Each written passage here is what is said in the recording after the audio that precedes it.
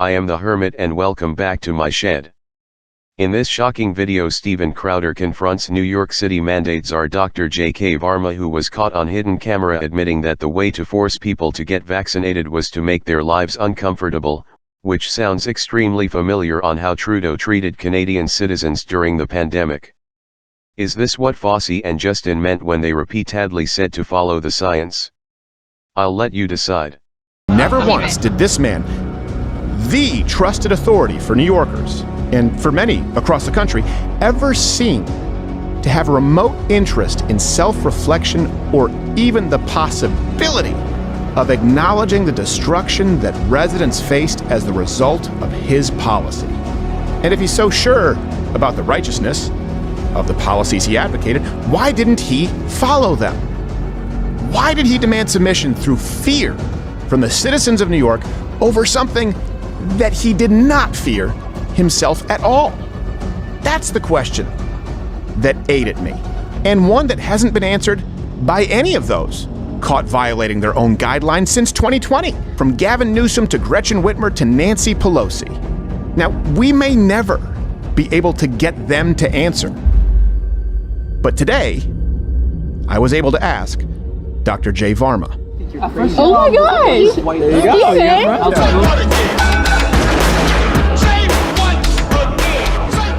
There you go. No, we do some corporate events and stuff like that too. So he's one of those clients. Yeah, we actually had a problem with one of the. I'll talk to you about it later, but. Oh my gosh, this is so random. I know. Like, what are the odds in New York City? Well, I wasn't supposed to be here, but I just got into town here yesterday. So. Oh, you did? Yeah. Oh my gosh, how exciting! Well, are you good? We're just. Oh, I haven't been here. What are you doing right now? Supposed to be working, but I don't think I'm. Okay. Do you want to have? Yeah, grab a drink. Grab a okay, drink. cool. We're gonna have one drink and then get out of here. So. Sure. Yeah. Do you mind if I grab this chair? Oh my gosh. Does that work? Okay, I'll speak. So what do you work on then? Well, I work in media. But, it's one of those things, a big guilt complex. So we have to do these fundraisers every now and then. And it's like, save the koalas or turpid sloth or whatever the hell it is. So you're saving the whale? It's an environmental thing. Or not. I don't really know how much we're. You hope the money goes to the right place. Yeah, exactly. Yeah. So how do you treat each other? Healthcare. He's really smart. Yeah. Why is that funny? I don't know why. I would assume. That's a very interesting way. He's very smart. Well, I mean, anyway, I just remember hating whenever I took some sort of science class or whatever. So when I do meet anyone in healthcare, I'm like, okay, I already know that you're way smarter. But that's always the thing. You get attracted and are interested in people who have skills that you don't have, right? Yeah. Like when I meet people who are artistic and stuff, I'm always like, oh, wow, what do you do? Because I can't draw. Well, I would be scarier if you said he's in healthcare. He's really dumb. Yeah, I know, right? Last word for anesthesiology. I'm so sorry, my boss is calling me. I will be right back. Sorry, you two get to know each other for a second. There was a period during which there were no restrictions, no mandatory restrictions in New York, and I know this, I was always on the there were no mandatory restrictions, and there was widespread COVID. And what happened? The entire city shut down because no cafe had a work. My point is when there were shutdowns and restrictions, it seems like rules for thee, not for me, if you're having sex parties with people in hotels. I think the idea with all of that was basically, again, if you're having sex parties and dance parties with 200 people while people there get punished if there are 10 or more at a gathering, or more than 40, and you have a dance party of 500 people, that seems like, my question is, you obviously doing that. Isn't that true with everything though in life?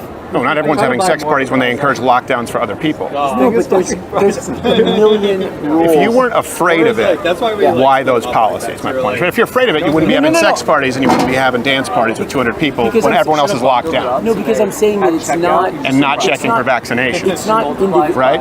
No, it was totally different issues. I mean, I think you know what I'm talking about. What I'm trying to get at is the main issue is it's not about individual level risk. It's the same thing as driving. But it is about you as a government official being the architect of the policy. So those things are having sex parties and having dance parties while businesses are being shut down, and New York sees an unemployment that's twice the national average as a result of policy. During the time, I wasn't going to these dance parties in the first year and a half of COVID. I don't know what you're talking about. You weren't having sex parties?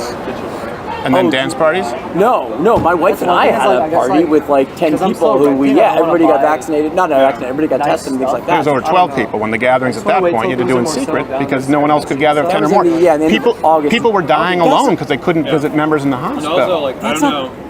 I think you're missing the bigger picture. And when you had 200 at the dance party, that's 5 times the amount for everyone else living in this city. I wasn't at any big. I don't know why you're talking about me specifically. I wasn't at any dance parties. I was literally. Sure you did. Yeah, you did. You had a dance party of 200 plus people. You didn't check their vaccination status. No, that I went to. Yeah. Just like when? Oh, we're trying to move in. No, you want to bring it up. So our parents are coming this week, actually, like later this week. Like in the summer, I think the first time I went to a dance party was like the summer of coming from Korea. 20. You understand though how that's a tough sell to the American people, the business owners. We had an outdoor event in July. I get to spend more time with the summer Usually I like stay there for like food or something. COVID or something like that. And then I think we were at an outdoor event in the summer of 2020. I don't know how much I was in an event the summer of 2020. So it was an outdoor event. You had sex parties. You have a dossier on me? Thanks to the Louder with Crowder Mug Club undercover unit, Stephen is about to bring the receipts. Let's watch how Mr. Mandate deals with this sudden realization that he has been caught on more than one occasion with both his hands in the cookie jar, even after he enforced the rules that nobody else was allowed to have any for months. Yeah. Why? What is going on here? Well, a lot of people have been affected by this policy, and my question is genuinely, just level with me here. More offensive? Dude, you weren't afraid of it. Here, we got the mandate clip. I mean, it's pretty cool. But why? What is going on here? Get vaccinated? Sex parties. That you had sex parties where you rented a hotel. Everyone had a blast. The timeline is during the time when people were still being locked down. And then he had dance party later on. This was in May or June of 2021, which still would have been 5 times beyond the amount that everyone else in the city was permitted. Yeah, so when the war happened, and they split. Yeah, the summer of 2021. And Kyrie Irving wasn't able to play basketball because he wouldn't be vaccinated.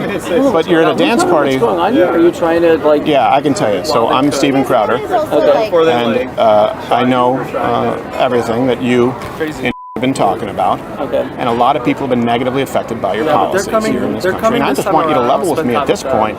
If you were living where you're not afraid of it, where you say, I mean, right now you're giving me the story of it's only a certain amount of people who wear a mask.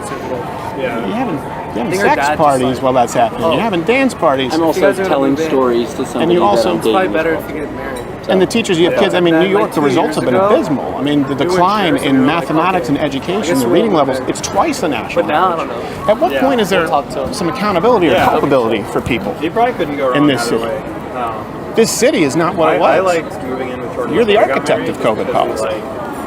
got to. If you could change it, would you still do it? Yeah, when you live with someone, whether they're a roommate And you or recording still me? do it? I didn't realize that I was being set up for something. I'm Steven Crowder, and this is going to be for the public to see. If you have anything that you want to say about it. This is like. Yeah, it's like I have that question. I have one more question. This is. De Blasio, is he a weenie because he didn't enforce more authoritarian measures, or is he a weenie because he didn't stand up to the teachers union who irreparably harmed children? Yeah. Same one. But, Dad's getting what Dad's calling. Is he a weenie because he didn't do more to lock people down while you were living high on the hog? Or is he a weenie because he didn't have the spine to stand up to the teachers union, who I think we would both agree My dad was saying like, oh, he read this news article. corrupt and didn't do what was in the best interest of the kids and harmed a generation of students. He's like, oh, it's very logical. And then my mom's like, on the more emotional side, she was like, I wanted kids in school. The mayor wanted kids in school, but the teachers union didn't. I'm pretty The much teachers union wanted all the teachers to stay home with Zoom so they'd be safe, even though it means the kids get hurt. Like if her dad, So the mayor was screwed, don't get married.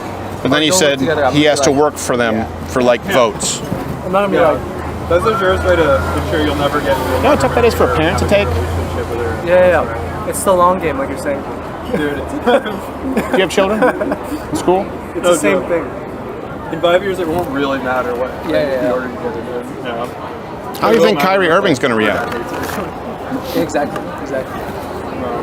when he wasn't allowed to play basketball I know, right? and the people Should be good though. enacted that policy? Dude, that's exciting for it. We're having orgies, effectively. This is a lot of weight to it. I didn't know. I'm not sure there's anything that I'm going to say that you would report accurately. So I'm not sure. These are your quotes. It's like a Yeah, I'm also babbling in what I thought is a date with somebody. And my wife and I have an open relationship. That is not something I'm afraid to talk about. No, I don't. I'm not judging your sexual choices. I have no qualms. You can talk about my wife. You can talk about me. I'm not. I'm judging the violating of policies that you enacted that decimated businesses and families while having sex parties. I'm not. There was one that I can remember. And dance parties. I went to a party. While other people, if they would have done so, if they didn't have the luxury of government protection, there were lots of could have been people. arrested. In the summer of 2021, things were open. The guidelines were 10 people or less. Now it's not indoor gatherings. You're gonna be like, shit, yeah, there may be. Oh, actually, no, I'm sorry. Well, actually, by the way, I had to be kind of sneaky about it, rented a hotel, because hotels didn't want people gathering there in line with the policy that was your architecture. No, that's because I was like running the entire COVID response in the city. That is we can talk about the dance event, though, by the way. I wasn't actually working for the city anymore at that time. I actually officially ended my response. I officially did my break in August 30th. I'm sorry, April 30th of 2021. Yeah. And I was, at that time, I was purely consulting. So just the remnants of your policy that you were violating. Well, there are other people setting policies at that time. But you believe in those policies. You encourage those policies. You encourage more aggressive policies. But there was not a gathering restriction in the summer of 2021, was there? Yeah, it was 40 people or less. Is it really? Yeah. I thought indoor dining. And you know what? I don't blame you. It was really hard. It was really hard to keep track of that, wasn't it?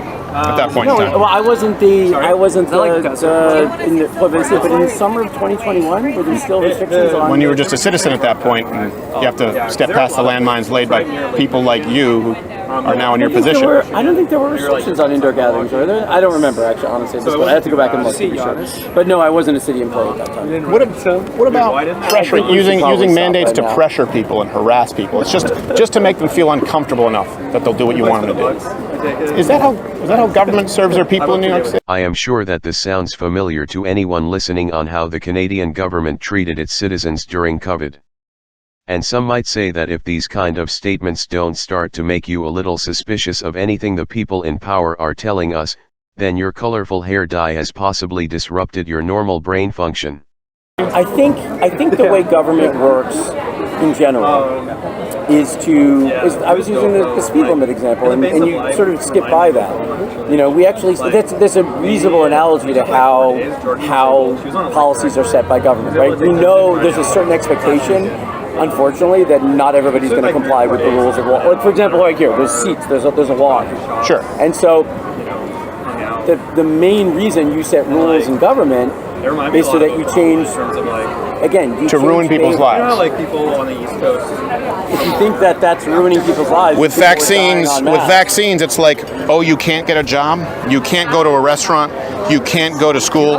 It's like, I'm just going to get vaccinated.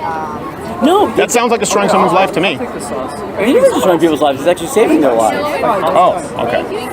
So it worked like a charm in New York, even though you had a higher death rate than the average across the nation. No, if you higher than Dallas, Miami. Studies, are you kidding me? You don't know the numbers, man. Look at all the data on this. All of the numbers. I do all have the studies that are done on this. Have you actually looked at the epidemiologic data? I think we're done. So the deaths in New York City actually were about 46,000. Thank you very much. 558 per 100,000 residents. In Miami was 13, so 494. Dallas look at the data was 284 per 100,000. So you had twice the rate. Look at the data on after vaccines became available on the death rate, and all the studies that have been done.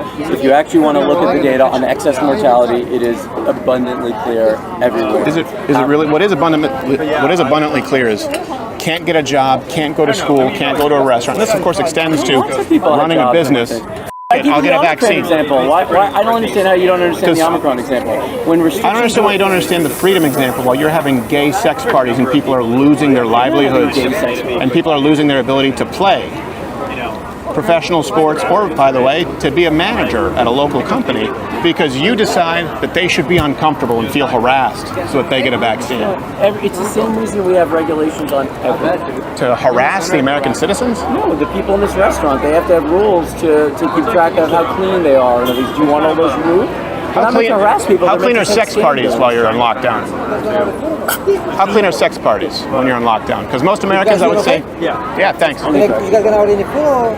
I got the bill, so you don't have to worry about it if that's the case. Okay, thank you, sir. I'm a gentleman that way. I really was hoping you'd level with me, man. Thanks so much. It's very clear you weren't afraid of it, and it was rules for other people. You're not actually interested in listening to things that I actually talked about. I tried to give an example about Omicron. You wanted a question about when things change and when they don't change. You know, when things, you know, what happens when you have disease spread, when there are restrictions. If you could do it all over again, would you do it the same way? Or would you allow people their freedoms and not harm New York City like you did? Looking back, I think that everybody who worked in public health and healthcare during COVID was saving lives. It's like really, by harassing them and making them uncomfortable. Our house now is kind of in the saving lives. And that's how a certain subset of our country see it. Lockdowns, unprecedented numbers of businesses closed forever, vaccine mandates, and unprecedented abuses of vast government power.